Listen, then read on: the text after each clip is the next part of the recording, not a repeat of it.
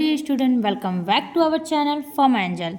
तो आज मैं आपको पढ़ाऊंगी एनेस्थीसिया के बारे में, जो कि हमारे फार्मेसी के चाहे डी फार्मा है चाहे बी फार्मा है सब में है। तो यहाँ पर हम स्पेशली डी फार्मा के लिए कुछ जनरल एनेस्थीसिया जैसे कि कीटामाइनस-Cl है, थायोपेंटासोडियम है, कुछ आईवी इंजेक्शंस हैं उनके बारे में पढ़ेंगे, और प्रोपोफॉल, ये सारे जनरल एनेस्थीसिया के बारे में पढ़ेंगे।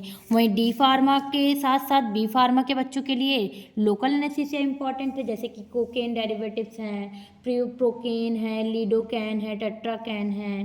तो इन सभी चीज़ों के बारे में पढ़ेंगे। तो इधर हम स्पेशली देखेंगे एनेस्थीसिया के बारे में, और एनेस्थीसिया के कितने टाइप्स क्या हैं, जनरल एनेस्थीसिया क्या होते हैं, लोकल क्या होते हैं। तो बिना देर करे चलिए स्टार्ट करते हैं। एनेस्थीसिया एनेस्थीसिया जो है बाबू, ये दो वर्ड से बने हैं, एन एस्थेटिक। ठीक, अब आपको आता होगा मैम एन मतलब क्या होता है।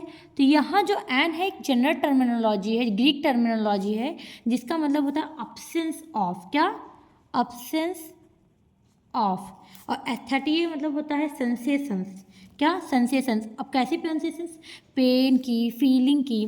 तो हम एनेस्थीसिया स्पेशली तब देते हैं जब आपको पेन या कोई सेंसेशंस या कोई कॉन्शियसनेस या फीलिंग को इंड्यूस करना है, अब्सेंस करना है, रोकना है, तो हम क्या देते हैं? एनेस्थीसिया। अब हम कहाँ पर पेन रोकेंगे?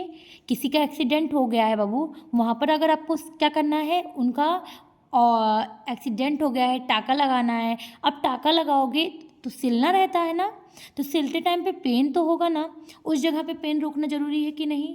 है ना। इसी तरीके से मान लीजिए किसी का बड़ा ऑपरेशन है, ऑपरेशन में बहुत ब्लड लॉस होगा, बहुत ज़्यादा सर्जरी करना है, सिलने हैं, हर चीज़ करने हैं, उधर भी पेन, बहुत ज़्यादा ब्लड लॉस होगा, उधर भी ज़रूरी है कि ऐसा दे दे कि पेन हो ही ना, उसको पता ही ना चले ऑपरेशन होता है। अब देखते भी है चाइल्ड बर्थ के टाइम पे जो वीमेन होती हैं उनका डिलीवरी होता है, तो उन्हें कुछ ऐसा इंजेक्शन लगाते हैं, वो उसकी वजह से पेन को नहीं फील कर पाती हैं। तो वो कोई और इंजेक्शन नहीं, एनेस्थीसिया होता है। और कौन सा होता है? जनरल होता है। तो चलिए देखते हैं एनेस्थीसिया के बारे में। एनेस्थीसिया, एन का मतलब होता है अब्सेंस ऑफ, और एस्थीसिया मतलब होता है सेंसेशंस। मतलब कि ऐसी चीज़ जो हमारे सेंसेशंस को अब्सेंस कर दे, रोक दे। अब सेंसेशंस कौन से सेंसेशंस? पेन के सेंसेशंस, जो दर्द को फील ही ना होने दे, सेंसेशंस को अब्सेंस कर दे, इसे बोलते हैं एनेस्थीसिया। अब देखेंगे तो एनेस्थीसिया क्या होता है। तो एनेस्थीसिया वो होता है जो इंड्यूस करता है, इंड्यूस मतलब रोकना, और किसको? एनेस्थेटिक स्टेज को। तो मतलब कि जो पेन को रोकता है, एनेस्थेटिक कॉज कराता है, दोज ड्रग कॉल्ड एनेस्थीसिया। ऐसे ड्रग जो हमें पेन ना फील होने दे, ऐसी चीज़ें जिनकी वजह से हमें पेन या सेंसेशंस या कॉन्शियसनेस हम खो बैठे हैं, जिनसे हमें ना पता चले कि हमें दर्द हो रहा है, उन्हें बोलते हैं एनेस्थीसिया। तो इनके बारे में सेकंड पॉइंट देखेंगे। दैट कॉज, एनेस्थीसिया वो होता है दैट कॉज लॉस ऑफ कॉन्शियनेंस। मैंने बताया ही है कि जो हमारे ध्यान को हटा दे। अब आप देखते होंगे तो किसी का भी कॉन्शियनेंस, ठीक है, जो एनेस्थीसिया होता है इसकी वजह से किसी को पेन नहीं फील होता है, किसी को दर्द नहीं पता चलता है। अब याद कीजिए, किसी का एक्सीडेंट होता है और उनको जब टाँका लगाना हो उससे पहले उनके टाँके के साइड साइड में क्या लगा देते हैं? एक इंजेक्शन, लिग्नोकेन, प्रोकेन। अभी मेडिकल टर्मिनोलॉजी की जगह छोड़ के ये सोचो, कुछ ऐसा लगाते हैं ना जिसकी वजह से उनको दर्द नहीं होता जब उनका टाँका लगता है, तो वो कुछ और नहीं, एनेस्थीसिया होता है बाबू। और अभी किसी को सर्जरी करना है, बड़ा ऑपरेशन करना है, उस टाइम पे जो इंजेक्शन लगाते हैं जिसकी वजह से हमें पेन नहीं होता, वो कुछ और ना होकर एनेस्थीसिया होता है। तो यहाँ पर हम उन्हीं के बारे में पढ़ते हैं कि ऐसा कौन सा इंजेक्शन होता है, उसमें कैसे काम करता है, ऐसा क्या होता है जिसकी वजह से हमें पेन का फीलिंग नहीं आता है। हकीका पेन तो हमारी बॉडी का एक पार्ट ही तो है, सेंसेशंस होना हमारी बॉडी का एक वर्क ही तो है, फिर वो क्यों नहीं होता है? चलिए देखते हैं उसका रीजन। फिर कहते हैं that cause the loss of consciousness, हमारे ध्यान को खींच लेता है। ठीक, उसके साथ साथ लॉस ऑफ सेंसेशंस, हमारे सेंसेशंस का भी लॉस हो जाता है, हमको पता ही नहीं चलता, फीलिंग नहीं आते हैं दर्द के। ठीक, साथ साथ ये लॉस कैसा होता है? Temporary loss. सबको ये चीज़ कंफर्म होना चाहिए कि एनेस्थीसिया परमानेंट लेवल पे नहीं होता, ये क्या होता है? टेम्प्रोरी, मतलब कि कुछ समय तक आप ध्यान देते हैं तो जब तक ऑपरेशन होता है तब तक का पेन नहीं होता, बाद में पेन फील होता है। ठीक, तो ये ऐसा होता है कि जब तक का आपका ऑपरेशन होता है उतने टाइम के इसकी दवा जो होते हैं उनके एक बाबू होते हैं DUA। क्या होते हैं? DOA, ड्यूरेशन ऑफ एक्शन, इसको क्या बोलते हैं, ड्यूरेशन ऑफ एक्शन। ड्यूरेशन मतलब 1 घंटे तक का वो काम करेगा, 2 घंटा, 3 घंटा। तो एनेस्थीसिया का ड्यूरेशन होता है उतने देर तक वो फीलिंग नहीं आने देता पेन का, फिर उसके बाद से दर्द महसूस होता है जब सब कुछ हो चुका रहता है, तो वो कम देता है। उस टाइम पे ज़्यादा दर्द रहता है, उसको लॉस कर देते हैं हम एनेस्थीसिया देकर। फिर अब आपके दिमाग में आता है कि ये 2 टाइप के हैं क्या, तो हाँ, एनेस्थीसिया जो होते हैं बाबू वो 2 टाइप के होते हैं, 2 टाइप्स। अब इसको देखते हैं कि क्यों 2 टाइप के दिए गए हैं। कुछ हैवी डोज होते हैं, कुछ लो डोज के होते हैं। अब low dose heavy dose depend करता है कंडीशन पे। तो अभी हम देखेंगे कि लोकल एनेस्थीसिया होता है एक, दूसरा क्या होता है, जनरल एनेस्थीसिया। क्या होता है, जनरल एनेस्थीसिया। अब चलिए देखते हैं लोकल एनेस्थीसिया और जनरल एनेस्थीसिया में अंतर क्या है। आखिरकार 2 टाइप के एनेस्थीसिया क्यों देते हैं, आखिर दोनों तो काम यही कर रहा है ना, पेन को इंड्यूस करता है, तो क्यों लोकल अलग है और जनरल अलग है। तो चलिए देखते हैं लोकल के बारे में।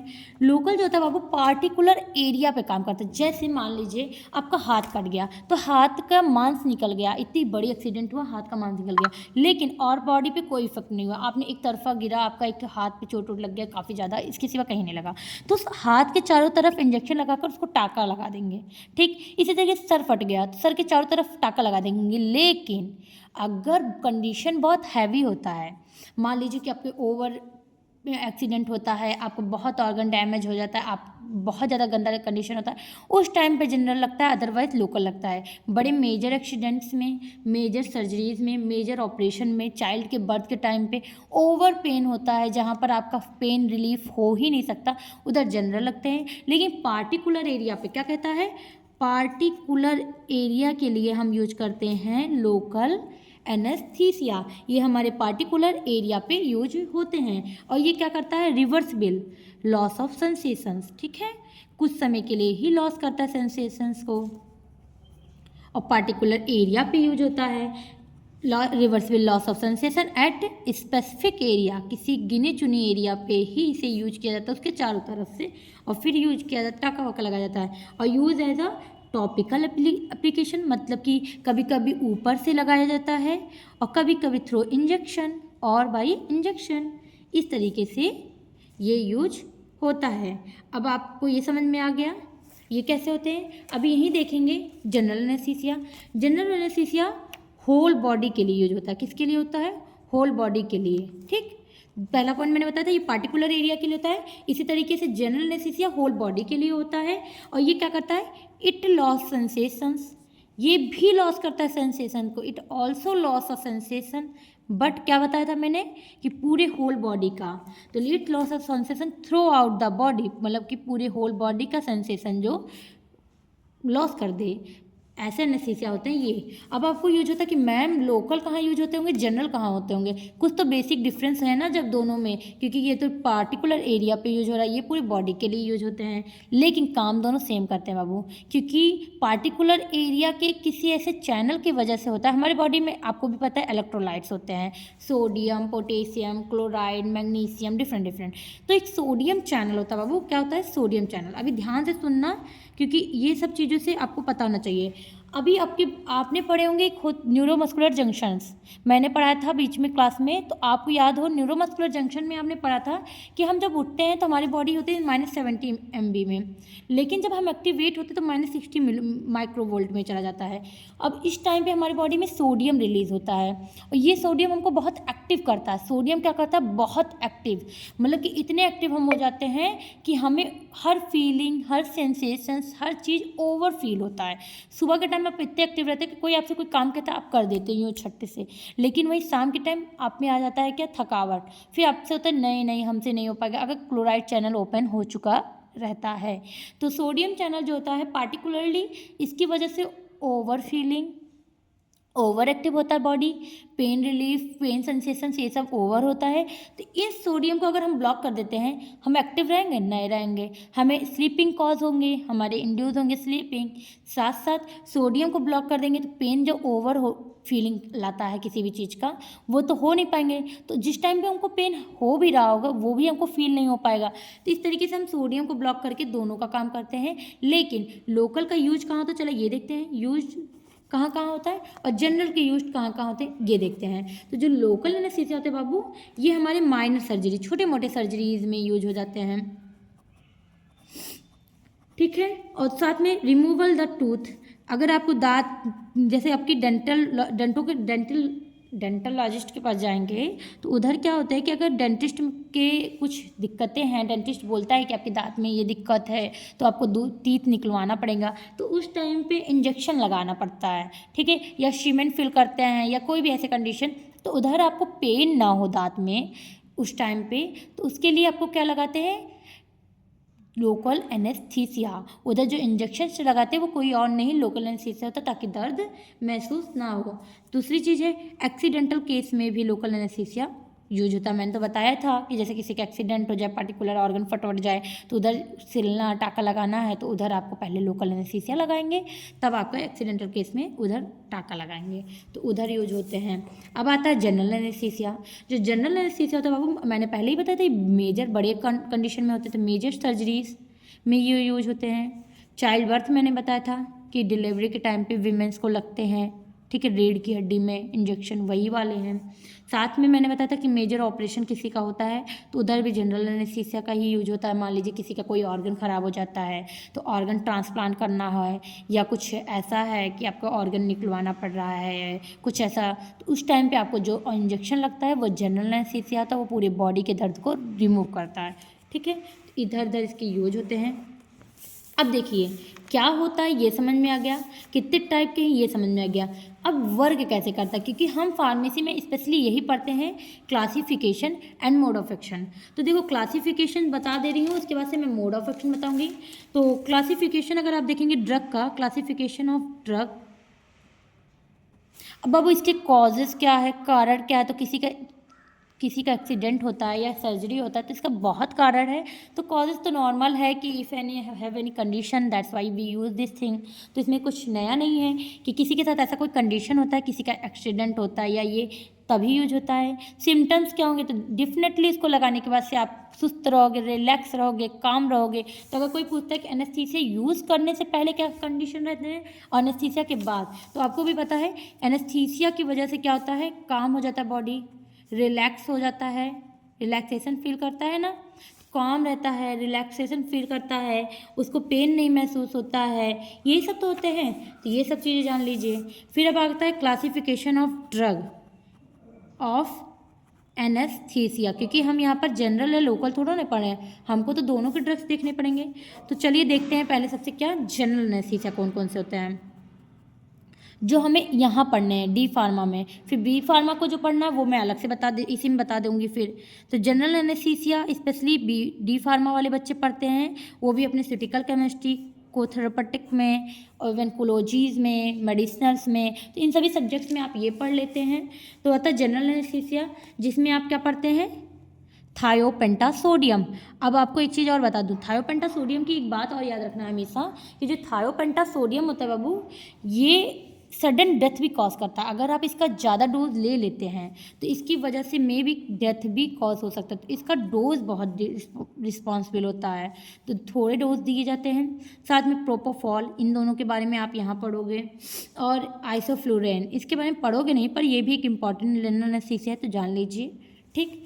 और वहीं आते हैं कुछ आईवी एनेस्थीसिया, आईवी मतलब इंट्रावेनस, जो आईवी इंजेक्शन के थ्रू एनेस्थीसिया लगते हैं उनके बारे में। इसमें एक इम्पॉर्टेंट एनेस्थीसिया है कीटामाइन HCl। अब आपको सारे जनरल एनेस्थीसिया में कीटामाइन HCl भी आता है। जो आईवी एनेस्थीसिया है ये भी एक जनरल एनेस्थीसिया है, मैंने बताया था ना कि कीटामाइन HCl एक जनरल एनेस्थीसिया है। तो देख लीजिए कीटामाइन HCl और इटोमीडेट और मिडाजोलम, ये तीनों जो होते हैं वो आईवी इंजेक्शन के थ्रू लगते हैं एनेस्थीसिया, तो इनको आईवी एनेस्थीसिया भी बोलते हैं।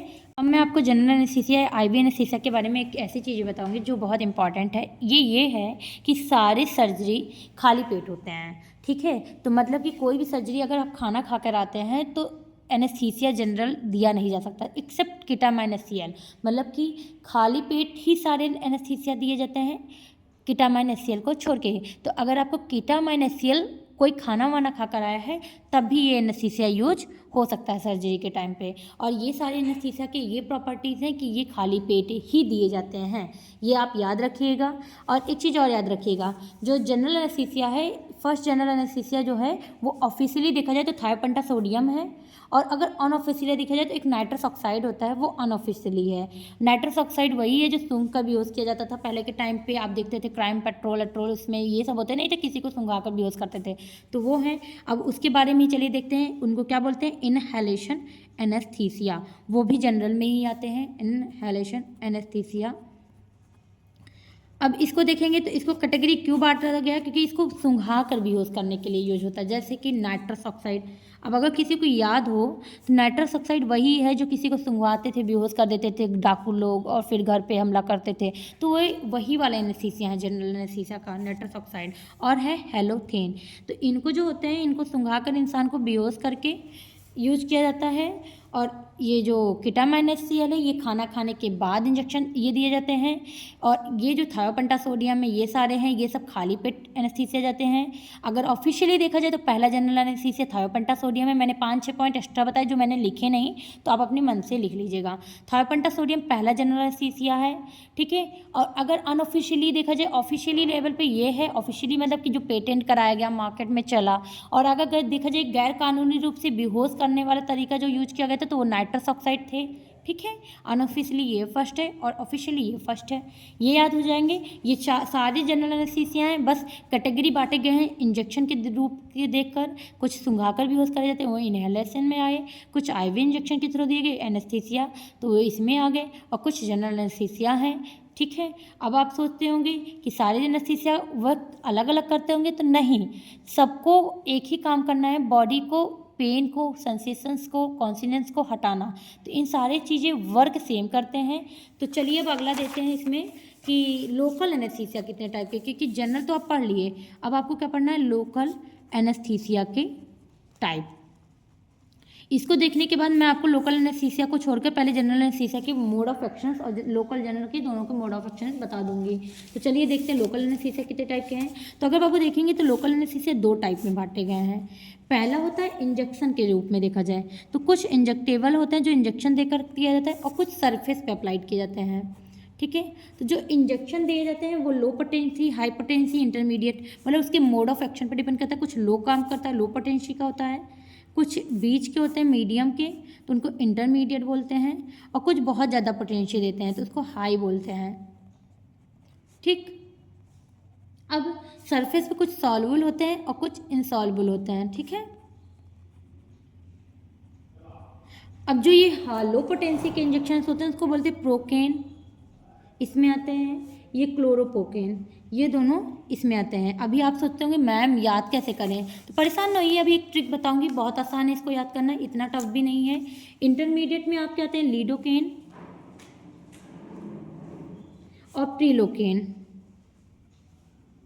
और हाई पोटेंसी में आते हैं टेट्राकेन, प्यूविवाकेन। अभी आप सोच लेंगे मैम को कैसे याद हो गया, तो हाँ ये एक ट्रिक है जिससे आपको आसानी से याद हो जाएगा। रिप्यूवाकेन और डिवोकेन, तो ये इतना भी टफ नहीं है। अब चलिए देखते हैं कैसे। तो अगर एक ट्रिक है कि कल पंडा ध्रुव IPL से आए, कल पंडा ध्रुव हट गए IPL से। अब उस टाइम पे ये ऐसा था कि पंडा और ध्रुव बहुत ज़्यादा चलते भी थे, वो IPL से हटाए गए थे, तो उधर मेरे को वही ट्रिक समझ में आया तो मैंने वो बनाए हैं। IPL से टिप लिए बिना, क्या लिए बिना, टिप, मतलब कि बिना टिप पाए ही वो IPL से हट गए थे, ठीक। तो अब अगर आप देखेंगे कल पंडा, तो देखेंगे Cl और पंडा, क्लोरोप्रोकेन और प्रोकेन इधर आ गए, ठीक है। और उसके बाद से क्या आता है IPL, इंटरमीडिएट, प्रोलोकेन एंड लीडोकेन, ठीक। IPL, कल पंडा IPL, ठीक। और ध्रुव हट गए ना, मैंने बोला था ध्रुव हट गए, तो कल पंडा और ध्रुव हट गए, लो एंड हाई। फिर आता है इंटरमीडिएट का IPL, फिर आता है से टिप लिए बिना, तो से टिप इसका ट्रिक है। अभी इसके ड्रग्स मैंने आपको नहीं बताए हैं, और हट गए इसका ट्रिप बिना इसके होता है, ठीक है। तो कल पंडा ध्रुव हट गए IPL से टिप लिए बिना, तो देख लीजिए। अब इसमें आता है कि आपको मैम से सॉल्युबल हो गया, टिप का क्या है, तो इसका टिप जो है बाबू टेट्राकेन, लीडोकेन एंड प्रोपेनोकेन, ठीक है। और इनसॉल्युबल में आते हैं तो बिना में बी फॉर बेंजोकेन, ठीक है, और ये ब्यूटाइल अमाइनो बेंजोएट। इस तरीके से अगर आप याद करेंगे तो बेंजोएट, इस तरीके से अगर आप याद करेंगे तो ये याद करना बहुत आसान है। इस टिप से आपको याद हो जाएंगे कि कल पंडा ध्रुव हट गए थे आईपीएल से बिना टिप लिए, ठीक। तो टिप बिना लिए तो इधर हो जाएंगे, इधर आ जाते हैं कल पंडा ध्रुव आईपीएल, ठीक। और इस तरीके से जनरल एनालिसिस याद आ जाते हैं। अब सुन लीजिए कि मोड ऑफ एक्शन आप जितने भी चाहे जिस ड्रग का नाम लिखेंगे, अगर पूछता है पेपर में तो आप डालेंगे mode of action of anaesthesia, और सारे के मोड ऑफ एक्शन सेम होते हैं, कुछ नए नहीं हैं, क्योंकि सारे एक ही काम, मैंने बोला था एक चैनल है सोडियम, उसी पे सारे डिपेंड है। तो उन्हीं के बारे में चलिए देखते हैं मोड ऑफ एक्शन इनके कैसे हैं। तो हमारे बॉडी में बाबू एक होता है एक्सॉन मेम्ब्रेन। अब आपको पता है एक्सॉन कहाँ है? एक्सॉन हमारे न्यूक्लियस में, ठीक है, सेल के अंदर न्यूक्लियस होते हैं, उसके जो मेम्ब्रेन होते हैं वो होते हैं एक्सॉन, ठीक। तो जो एक्सॉन मेम्ब्रेन होते हैं उसमें होते हैं सोडियम चैनल, उधर जाकर ये वर्क करता है। तो क्या होता है कि एक्सॉन मेम्ब्रेन के ऊपर होते हैं एसिडिक पीएच, क्या होते हैं? एसिड पीएच, ठीक है। हमारे स्टमक के भी पीएच एसिड होता है, तो इसमें कोई बड़ी चीज़ तो है नहीं, है ना। तो हम क्या करते हैं, इसके ऊपर हमारे होते हैं सेल मेम्ब्रेन। अब किसी को भी पता हो तो सोडियम चैनल बने होते हैं सेल मेम्ब्रेन के पास, मैंने बताया भी, ठीक। अब सोडियम चैनल है तो ऊपर रहेगा तो नीचे भी सोडियम चैनल रहता होगा ना बाबू, ऐसा तो होगा नहीं कि एक तरफा रहता होगा। अब ये क्या होंगे? Sodium channel. अब चैनल कभी भी कैसे बनता है? इस तरीके से बनता है, ठीक। तो ये क्या हो गया? सोडियम चैनल, ये हो गया सोडियम चैनल। अब इसके साथ में क्या लगे हैं? सेल मेम्ब्रेन के ऊपर होता है, क्योंकि हमारे ये क्या हो गया? रिसेप्टर हो गया, और रिसेप्टर कहाँ पाए जाते हैं? सेल मेम्ब्रेन के पास। तो ये हो गया सोडियम चैनल। बहुत अच्छा तो नहीं बना रही हूँ, बट हाँ ऐसे ही सेल मेम्ब्रेन्स होते हैं, तो आप भी थोड़ा बहुत तैयार करके ऐसे बना लीजिएगा रफली, पेपर में इतना अच्छा ज़रूरी भी नहीं है। तो देखो ये हमारे हो गए सोडियम चैनल। अब इस सोडियम चैनल में हमारे सेल मेम्ब्रेन के अंदर रिसेप्टर्स पाए जाते हैं, जिसको ये बोलते हैं, ये हमारे क्या हैं? रिसेप्टर। अगर देखा जाए तो इसको या फिर बोलते हैं रिसेप्टर, या बोल दो एक्टिव साइट। अब आपको आता है मैम ये कहाँ का मेम्ब्रेन है, ऐसे कैसे, मतलब हर ड्रग एक ही जगह तो बाइंड होता नहीं है। तो ये हमारा कौन सा मेम्ब्रेन है? एक्सॉन मेम्ब्रेन है, ये हमारे एक्सॉन मेम्ब्रेन है, ठीक। ये कंफर्म हो गए। अब ये कौन सा पीएच है? एसिडिक पीएच है। और ये कौन सा चैनल है? Sodium channel. और इन्हीं चैनल को ड्रग ब्लॉक करता है। तो चलिए देखते हैं, हम जो ड्रग लेंगे बेटा, वो एनेस्थीसिया में जो भी ड्रग होते हैं वो वीक बेस के होते हैं। कौन से नेचर के होते हैं? वीक बेस के। कौन से कैसे होते हैं? अनआयोनाइज्ड होते हैं। वीक बेस अनआयोनाइज्ड होते हैं। अनआयोनाइज्ड मतलब कि वो ड्रग जो होता होगा वो लिपोफिलिक से बाइंड होता होगा। Lipophilic, hydrophilic. लिपोफिलिक वाला लिपिड, और अगर हमारी बॉडी से निकलना होगा तो पानी में बनना होगा, तो वो पानी में बनेगा तो ही टूटेगा। तो जो ड्रग है वो अनआयोनाइज्ड है, वीक बेस है। तो ये जब लिपोफिलिक है, ड्रग क्या हो गया? लिपोफिलिक। अब याद रखिए ड्रग हमारा लिपोफिलिक है, और हमारे बॉडी में जो भी सेल मेम्ब्रेन होते हैं उसी पे रिसेप्टर होते हैं, उसी पे सोडियम चैनल भी है। आप देख रहे हैं cell membrane, axon membrane, membranes पे है। और ये जो मेम्ब्रेन होते हैं किससे बनते हैं? फॉस्फोलिपिड। किससे बने हैं? Phospholipid, lipophilic lipid. तो ये आसानी से एक दूसरे को पास कर लेंगे क्योंकि नेचर सेम है, ठीक। तो ये ड्रग जो होता है वो अनआयोनाइज्ड होता है, लिपोफिलिक होता है, वीक बेस से बना रहता है, अनआयोनाइज्ड होता है, तो इसलिए drug cross easily cell membrane, क्योंकि इसका नेचर अलग है। इसी का नेचर ऐसा है कि आसानी से ये यहाँ से क्रॉस हुआ। अब ये ड्रग यहाँ पहुँचा। अब जैसे बाबू ये यहाँ पहुँचा, ठीक है, हमारे सेल मेम्ब्रेन को क्रॉस के रिसेप्टर के पास पहुँचने वाला रहता है, तुरंत ये अनआयोनाइज्ड से टूटने लगता है। मतलब कि आप कोई भी चीज़ खाते हो, दवा मुंह से पेट में जाता है, कुछ समय बाद पेट में वो टूटता है ना ड्रग, तो अनआयोनाइज्ड से आयोनाइज्ड। अब अनआयोनाइज्ड से आयोनाइज्ड में याद आता है आपने दवा खाया था तो ऐसा था टेबलेट, अब यही दवा हमारे पेट में जाकर ऐसा हो जाता है, और कुछ समय बाद तो ऐसा घुलने लगता है। तो वही अनआयोनाइज्ड से इस फॉर्म से आया और ऐसे ऐसे घुलने लगा, आयोनाइज्ड हुआ, ये यहाँ पर कन्वर्ट हुआ। अब आयोनाइज्ड होने के बाद से ionised because of acidic pH, हमारा पेट में भी तो ऐसा होता है कि एसिड रहता है तो वो आसानी से घुला देता है, तो यहाँ पर ionised because of acidic pH हुआ। अब जब ये घुला तो ये कहाँ गया, अब ये घुलने के बाद इस रिसेप्टर पे बाइंड हुआ और इस रिसेप्टर पे बाइंड हुआ। अब दवा इसको बाइंड किया, जैसे ही ड्रग यहाँ और यहाँ गया वो क्या कर दिया, ब्लॉक। ये कौन सा चैनल था, sodium channel, block sodium channel. अभी मैंने आपको बताया था सोडियम चैनल की वजह से बहुत ज़्यादा इम्पल्स जनरेट हो रहा था, बहुत ज़्यादा वर्क कर रहा था, बहुत ज़्यादा बॉडी कंडक्शन में था, बहुत ज़्यादा मतलब कि एक्टिव था, पेन बहुत फील हो रहा था, तो उस दर्द को कम कर दिया। अभी क्या होता है, नो इम्पल्स जनरेट, क्योंकि सोडियम बंद हो गया तो इम्पल्स नहीं जनरेट होगा, साथ में एंड नो कंडक्शन, ना फील होगा, पेन दर्द महसूस नहीं होगा, आपको किसी चीज़ का एहसास नहीं होगा। तो ये हुआ, और जिसकी वजह से कॉज हो गया एनेस्थेटिक स्टेज, और हमारा बॉडी शून्य हो गया, जिसकी वजह से हमें पेन महसूस नहीं हुआ।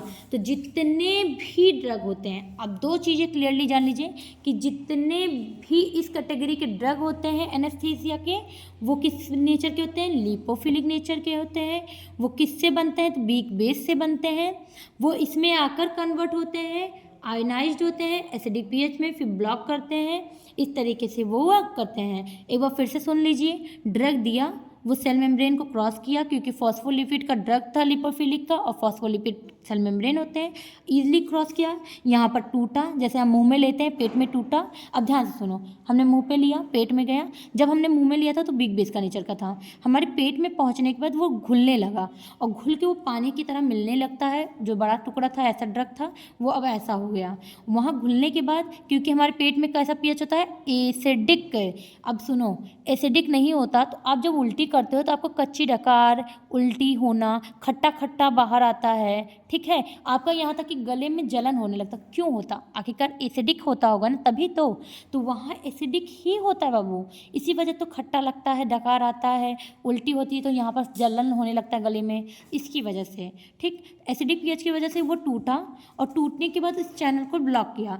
जब जिसकी एक्टिव होने की वजह से हमारे को पेन फील होता था, अगर वो ब्लॉक हो जाएगा तो वो पेन क्यों फील होगा, तो ऐसा होता है। तो इम्पल्स भी जनरेट नहीं होता, कंडक्शन भी नहीं होते, हमारे सेंसेशंस नहीं फील होते, हमें कॉन्सिनेंस हो जाता है, और कॉन्सिनेंस भी नहीं फील होता, ठीक है, ज़्यादा पेन नहीं फील होता, और ऐसे में हमको ठीक हो जाता है एनेस्थेटिक कंडीशन लाकर। अब आपको हम कुछ कैटेगरी जो होते हैं लोकल एनेस्थीसिया के, इनके फिगर दिखा दे रहे हैं, जो बहुत इंपॉर्टेंट है, और इसके बाद से लोकल एनेस्थीसिया दिखाने के बाद मैं जनरल एनेस्थीसिया जो आपके डी फार्मा के सिलेबस में, उसके बारे में बताऊँगी। तो देख लीजिए लोकल एनेस्थीसिया के बारे में ये है।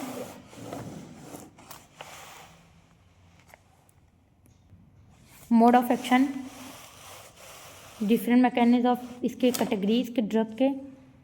ये एक इम्पॉर्टेंट क्वेश्चन है, ये पेपर में प्रीवियस ईयर में आए थे, तो ये देख लीजिएगा। बेंजोइक एसिड डेरिवेटिव के, कोकेन के बारे में आए थे, तो ये देख लीजिए, ठीक है। अब अगला दिखाते हैं।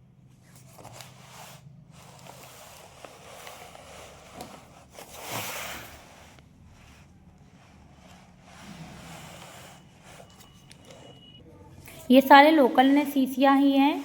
अभी जनरल के बारे में बताने जा रही हूँ, पहले ये देख लीजिए, फिर जनरल से बी फार्मा के सिलेबस में ज़्यादा पूछा जाता है, ऐसे बी फार्मा वालों में तो इतना पूछता नहीं है, ठीक है। तो आप लोग लोकल पे ज़्यादा ध्यान दीजिएगा, बी फार्मा, डी फार्मा वाले जनरल पे, यम फार्मा वाले दोनों पे ध्यान दे दीजिएगा, क्योंकि यम फार्मा के तो क्लोजी सिलेबस में तो दोनों हैं, तो उनको ज़्यादा ध्यान देने पड़ेंगे दोनों चीज़ों पे।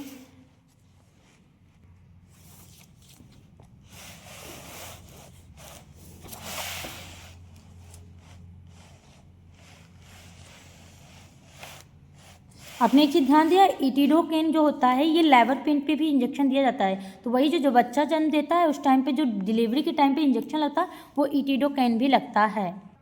अब आप ये सोच रहे हैं कि मैम ये क्यों बता रहे हैं, तो ये एक लोकल एनेस्थीसिया, लेकिन जो डिलीवरी में यूज होते हैं, इसलिए बताना इंपॉर्टेंट समझती हूँ। अब मैं आपको जनरल एनेस्थीसिया के बारे में बताने जा रही हूँ। अब जो जनरल एनेस्थीसिया थे उसके बारे में मैं आपको कौन सा बताने जा रही हूँ, थायोपेंटासोडियम जो डी फार्मा में है, कीटामाइन एचसीएल है, और प्रोपोफॉल, इन्हीं तीनों के बारे में बताऊंगी स्पेशली। चलिए देखते हैं थायोपेंटासोडियम, क्या देखते हैं, थायोपेंटासोडियम। अब देखो बाबू, पहले इसका देखते हैं हम क्या, structure, mode of action same जो मैंने बताया था वही आप लिख लीजिएगा, ठीक है।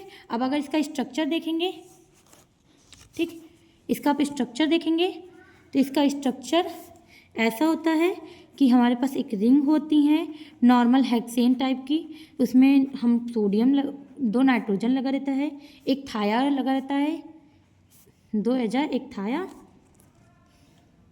और 2 ऑक्सा, उसके साथ में कार्बन की एक अच्छे चैन लगे रहते हैं। इधर 2 कार्बन के चैन लगे रहते हैं, इधर आप देखेंगे तो लगभग इधर हो गए। अब ये ध्यान दे दीजिए तो यहाँ भी कार्बन है, यहाँ भी कार्बन है, यहाँ भी कार्बन होते हैं, ठीक है, इधर भी कार्बन है, इधर भी है।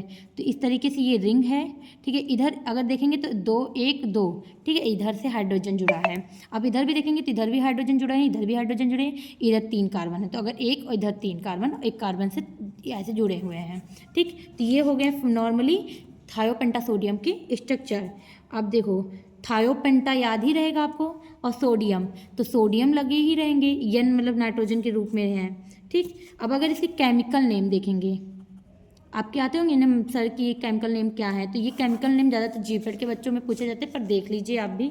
इसको बोलेंगे सोडियम 5 एथाइल 5 पेंटेन 2 आइल 2 सल्फाइल सल्फेनिल नील आइडीन, ठीक, 1,3 डाई एजाइनिन 4,6 डाई ऑन। ये याद तभी होगा जब स्ट्रक्चर याद हो जाएगा, उसी से बना ही है। अब अगर देखेंगे चौथे छठवें जगह पोजीशन पे 2 ON ओ लगा है, तो इसे डायन बोल दे रहे हैं। ये सब चीज़ें हैं। बाकी केमिकल नेम इतने पूछे नहीं जाते, तो अगर आप नहीं भी याद करना चाहते तो कोई बात नहीं। अब अगर आप इसका यूज़ देखेंगे तो जितने भी जनरल एनेस्थीसिया सेम यूज हैं, किस में यूज करते हैं, कन्वर्जन, मतलब कि चक्कर लाने यूज होते हैं। जब किसी को चक्कर आता है तो भी दिया जाता है। साथ में इंट्रा एक्रेनल प्रेशर को, मतलब कि जो पेन होता है ना डिलीवरी के टाइम पे, तो उस प्रेशर को थोड़ा कम करने के लिए, ठीक है, इंट्रा एक्रेनल प्रेशर को कम करने के लिए, इसे रिड्यूस करने के लिए इसको देते हैं। साथ में अगर आप देखेंगे तो इसको देते हैं किसके लिए, सीजर में, सीजर एक्टिविटी में, और ये इस एक्टिविटी में, और ये इंड्यूस करता है सडेशन, ठीक। अगर आप इसकी स्टेबिलिटी एंड स्टोरेज को देखेंगे, stability and storage, mode of action तो आपको पता ही है, तो कहता है इट शुड बी स्टोर्ड, इसको कहाँ स्टोर कर सकते हैं, it should be stored 22 degree Celsius पे, ठीक है। आप थायोपेंटासोडियम को हमेशा 22 डिग्री सेल्सियस पे रखेंगे, और ये जो होता है ये रिमेन स्टेबल एंड स्टराइल, ठीक। आपको इसको अच्छा रखना रहेगा, साफ सुथरा भी रखना रहेगा, साथ में ध्यान रखना रहेगा कि कोई भी चीज़ कंटामिनेट ना हो फॉर 6 डेज एट, और आफ्टर 7 डेज इसको 3 डिग्री सेल्सियस पे रखने पड़ते हैं। मतलब कि यूजेस क्या होता है कि आप अगर इसको ओपन कर देते हैं तो आपको इसको अच्छे से रिमेन प्रिजर्व करके रखना पड़ता है। अगर इसकी फॉर्मुलेशन आप देखेंगे तो देखो कोई भी, देखो याद रखना कि ये जो चीज़ें होती हैं ये सारी चीज़ एंड वेल बियॉन्ड 7वें दिन से इसको किस टेम्परेचर पे रखते हैं, तो 7 डिग्री पे, ठीक, beyond 7 days at 3 degree Celsius. तो ये फ्रोजन टेम्परेचर होता है बाबू, ये सारे एनेस्थीसिया उसी टेम्परेचर पे ज़्यादा अच्छे प्रिजर्व किए जाते हैं। अगर आप इसकी फॉर्मुलेशन देखेंगे तो कितने टाइप की इसकी फॉर्मुलेशन है, तो इसके आजकल मार्केट में कितने फॉर्मुलेशन आते हैं, तो पहला इंजेक्शन बन के रूप में आता है, पाउडर के रूप में आता है, सॉल्यूशंस के रूप में आ रहा है, ठीक। अगर इसके ब्रांड नेम देखेंगे तो मार्केट में इसके कौन कौन से ब्रांड नेम से ये फेमस है, तो एक है थायोजेक्स नाम से, पेंटोन नाम से, ठीक, एनेस्थीथल नाम से, पेंटोथल नाम से, ठीक। इन सभी नेम से इसके ब्रांड नेम आते हैं। अब आप इतनी चीज़ें इसके बारे में देख ली हैं, मोड ऑफ एक्शन आप खुद से लिख लीजिएगा, ठीक। अब मैं आपको बताऊंगी कीटामाइन HCl के बारे में। अभी मैंने कीटामाइन HCl की पहली खासियत बताई है कि कीटामाइन एक ऐसी एनेस्थीसिया है जो अगर कोई खाना भी खाया रहता है उसके बाद भी इसको हम दे सकते हैं, कीटामाइन हाइड्रोक्लोराइड, ठीक। अब ये जो होता है इट इज़ हाइड्रोक्लोराइड सॉल्ट से बना होता है, इसीलिए इसका नाम होता है कीटामाइन HCl, hydrochloride salt of synthetic derivative, मतलब कि लैब में बनाए जाते हैं। और किसके सिंथेटिक डेरिवेटिव होते हैं साइक्लोहेक्सेन से। तो आप देखेंगे साइक्लोहेक्सेन का इफेक्ट क्या होता है, एनाल्जेसिक होता है, एनेस्थेटिक। और इसके वो क्या नाम है, इसके जो स्ट्रक्चर होते हैं ये कीटामाइन HCl के स्ट्रक्चर में भी आते हैं। अभी आप स्ट्रक्चर जब देखेंगे तो आपको पता चलेगा। एनेस्थेटिक एक्टिविटीज़ ये देता है। अब इसको देखेंगे वर्क जो करता है, तो कीटामाइन NMDA रिसेप्टर के एगोनिस्ट में भी काम करता है। जैसे सोडियम चैनल को ही नहीं ब्लॉक करता है, ये NMDA रिसेप्टर पे भी एक्ट करता है सेडेशन कॉज करने के लिए। स्ट्रक्चर देखेंगे तो बहुत कॉमन है, एक फेनिल रिंग बनाएंगे क्लोराइड से जुड़ा, साथ में एक हेक्सेन रिंग बनाएंगे साइक्लो का। अब साइक्लोहेक्सेन किसी को भी याद हो, 6 कार्बन का बिना किसी बॉन्ड के बेंजीन की तरह ही बनता है, बस इसमें कोई बॉन्ड डबल या ट्रिपल बॉन्ड नहीं लगता। अब जब ये बन जाते हैं तो इधर से एक नाइट्रोजन हाइड्रोजन ग्रुप ऐड कर दीजिए, ऑक्सीजन कर दीजिए और प्लस HCl। अब इसको ध्यान से देखेंगे तो ये क्या है, ऐसे ही बेंजीन है बट इस तरह तिरछे में बना है।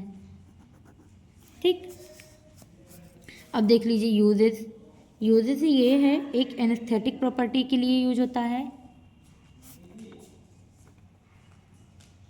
ठीक, पेन को रिलीव करने के लिए यूज होता है। अभी ये सब चीज़ें नई नई आपके लिए। ठीक, साथ में वर्टिनरी मेडिसिन के लिए भी यूज होता है, मतलब जानवरों के लिए। वर्टिनरी कौन से होते हैं बाबू, जो जानवरों को बेहोश करने के लिए, जानवरों की दिक्कत होती है तो उनके लिए भी यूज़ करते हैं कीटामाइन HCl को।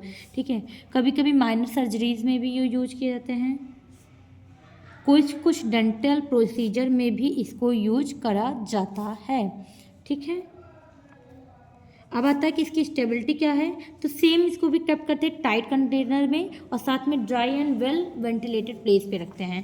तो स्टेबिलिटी एंड स्टोरेज अगर देखेंगे कंडीशन इसका, तो ये जो होता है kept in tightly close container में रखें, साथ में dry and well ventilated place पे रखते हैं। ठीक, अब अगर आप कहेंगे कि कितने टाइप की फॉर्मुलेशन है, तो इसके जो टाइप ऑफ फॉर्मुलेशन है बाबू, इसके आजकल मार्केट में कितने तरीके के रूप में आते हैं ये किस फॉर्मुलेशन में। तो एक तो सॉल्यूशन के फॉर्म में आता है लिक्विड के, ठीक है, और दूसरा आता है पाउडर के फॉर्म में, मार्केट में बहुत ज़्यादा चला है। अब अगर इसका ब्रांड नेम देखेंगे तो किस किस रूप में आप मार्केट में पा सकते हैं, तो इसके पॉपुलर जो ब्रांड नेम है वो 3 हैं जो मार्केट में चलते हैं। एक तो कीटामाइन करके है, किटेलर है, क्या है, किटेलर है, एक कीटामिम है, किटमिम है, ठीक, एक है ब्यूबीवाकेन एक लोकल एनेस्थीसिया भी है, साथ में कीटामाइन HCl का एक जनरल एनेस्थीसिया के फॉर्म में भी आता है जो मार्केट में चलता है। अब इसके साथ में अब लास्ट जो हमको पढ़ना है वो होगा प्रोपोफॉल से हमारा ये टॉपिक खत्म होता है एनेस्थीसिया। प्रोपोफॉल जो होता है ये IV के थ्रू देते हैं, किस थ्रू, IV, मतलब कि इंट्रावेनस देते हैं। ये एक IV एनेस्थेटिक है, साथ में यूज्ड फॉर, किस लिए यूज करते हैं, फॉर प्रोसीजर, जैसे कि सोना, किसी को नींद कॉज कराना हो, सेडेशन, ठीक, इसके रूप में यूज करते हैं। अब अगर इसका केमिकल नेम देखेंगे तो इसके होते हैं 2,6 डाई आइसो, ठीक, प्रोपिल फिनॉल। अब तो ये आसान हो गया ना, फिनॉल का रिंग बना लो, प्रोपिल ग्रुप लगा लो, 2 जगह आइसो रहेंगे। ठीक, अब आगे देखो 2 आइसो प्रोपिल होंगे, ठीक है, याद रखना। और इसके बाद से 2,6 बिस प्रोपेन 2-आइल फिनॉल। अब अगर यूज़ देखेंगे तो एनेस्थीसिया है, तो पहला यूज़ तो एनेस्थीसिया है, दूसरा है पेन को कम कर रहा है तो आप कह दीजिए पेन रिलीव करता है, सर्जरीज में यूज करते हैं, ठीक है, वेंटिलेशन में यूज करते हैं, ब्रीथिंग से रिलेटेड कोई प्रॉब्लम होता है तो, ठीक, साथ में पेन रिलीव करते हैं। अब आपके दिमाग में आता होगा कि मैम प्रोपोफॉल को हम पढ़ क्यों रहे हैं, तो बाबू इसकी खासियत है कि it used in adult as well as, बच्चों में भी इसको दिया जाता है, तो as well as for children, इसी वजह से इसको यूज भी किया जाता है। एमंग 2 मंथ और उससे भी ओल्डर हैं तो भी चिल्ड्रेन 2 मंथ एंड ओल्डर, तो मतलब कि 2 महीने के बच्चे को भी आप इसको दे सकते हैं, जिसकी वजह से ये ज़्यादा यूजफुल माना जाता है। अब अगर इसकी स्टेबिलिटी देखोगे तो बाबू इसकी स्टेबिलिटी स्टोरेज की कंडीशन का एक टेम्परेचर है 4 डिग्री सेल्सियस से 22 डिग्री सेल्सियस। तो अगर आपको याद हो तो थायोपेंटासोडियम का भी यही था, स्टार्टिंग में आप 22 डिग्री तक भी रख दीजिए, लेकिन एक बार ओपन हो जाता था तो 4 डिग्री सेल्सियस एकदम फ्रोजन टेम्परेचर पे रखते थे। तो अगर टेम्परेचर देखेंगे 4 से 22 डिग्री सेल्सियस पे, या फिर बोल दो 40 फ़ारेनहाइट से 72 फ़ारेनहाइट तक इसको रख सकते हैं। ये तो होगा टेम्परेचर।